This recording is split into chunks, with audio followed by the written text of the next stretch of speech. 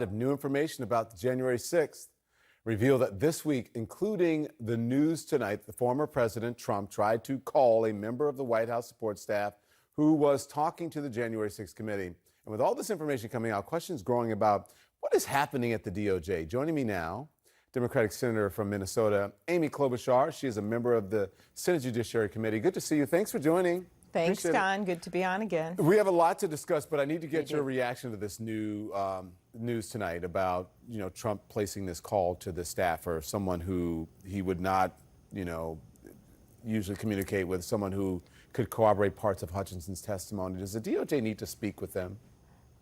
I certainly hope they do, because to me, you've got a line employee working in the White House, doing their job, and then you find out that the former president is calling them on the phone. We don't know the details, as your great reporters just pointed out, but the fact is witness intimidation, witness tampering is a federal crime. If you have a corrupt intent in trying to persuade someone, sounds familiar, sounds like someone we know, Don, and the focus of it is to try to intimidate them in terms of their testimony, that's a crime. And of course it has to be looked into, and we're not going to know the exact facts, and the committee's doing the right thing in handing this information over to the Justice Department. And I will say, this last hearing, there was things I didn't know. The thought that he's been told, which we did know, by his Attorney General that there's no fraud, by Attorney General Barr, by his lawyer, Cipollone. And then he's in the middle of this 5-hour crazy meeting in which he starts talking about federally seizing voting machines, and then sends out the tweet when he knows his own lawyer, his own campaign staff, Attorney General Barr, has definitively told him there's no fraud. He still goes out and basically decides he's going to tell people to go wild, get there on January 6th, and then that puts the series of events into place, which led to the insurrection at the Capitol. I thought that was really damning testimony yesterday. Listen, there's a lot coming out, but doesn't this seem, as as a former mentor at one of the first sessions I worked at, the way I was working, he said, "No, Don, you're doing that bass backwards," and you know what that means, right? Doesn't it seem that this information, it should be the DOJ that's pushing the committee instead of the committee pushing the DOJ? Shouldn't the DOJ already have this information? They are an investigative unit of the government that should. Are they leading from behind? Isn't this backwards? Okay. First of all, we know how, I'm a former prosecutor, they're not going to be able to put out everything they're doing. And they have charged over 850 people. And I know from white-collar cases we worked on, from those people, when you charge people, on the bottom up, you get information, and then you use that, and you use that, and you use that to get to higher level people.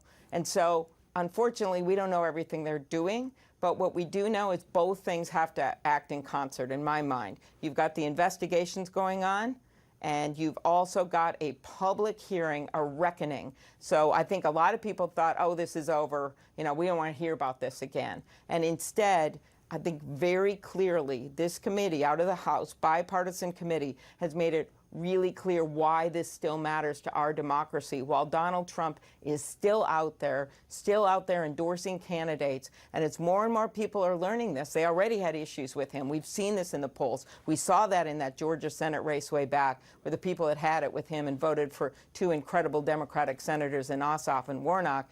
And we're starting to see that again as people remember the threat to our democracy. So I see these two things going on independently, and I was listening as you asked, what can we do to make sure this doesn't happen again? Yes, both those things have to happen, the reckoning and then the Justice Department action, but the other big thing we have to do is vote. And we have to vote for candidates that believe in democracy. And that is not that far away, as you know, with the elections coming up in November. Thank you for talking about that. I have to get you, because I know that this is important to you. I want to turn to the fight for abortion rights, if you'll allow.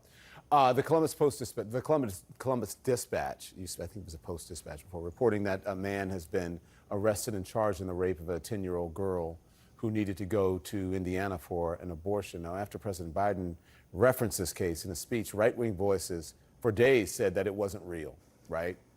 Yes. I want to get your reaction to that, Senator. To me, for anyone that doubted this and were listening to those sources or saw something online that doubted this story, it's now there in black and white. It's there in print. This happened. A man raped a 10-year-old girl, and this girl got pregnant.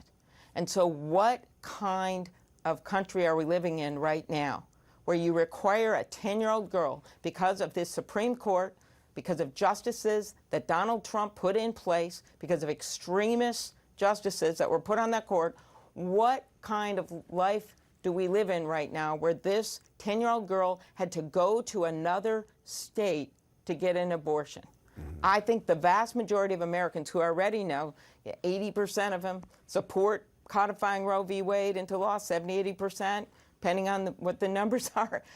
They would never want this to happen. But that is a result, this patchwork of laws that we're going to see across the country, where we're seeing women and girls have less rights than their moms or their grandma. So for anyone that doubted this story, it's now right there in a criminal complaint. This happened. Yeah, but you are, before I let you go, you are co-sponsoring this legislation that would safeguard women's right to cross state lines to seek Exactly. health A care. girl, a woman, and this is something Catherine Cortez Masto, But what about incredible these states trying to former prosecutor, criminalize has that? put in place, and this would allow women to safely travel back and forth to go and seek reproductive care without being the fear of being prosecuted, which, by the way, bills have been introduced in states like Missouri that would make helping someone to cross lines be a crime, and that's why it's so important to put these protections in place. Thank you, Senator. I really appreciate it. Thanks, Important Don. It was great to conversation. be on again. Yeah, Look forward to absolutely. seeing you again. Thank you. Thanks. You as well.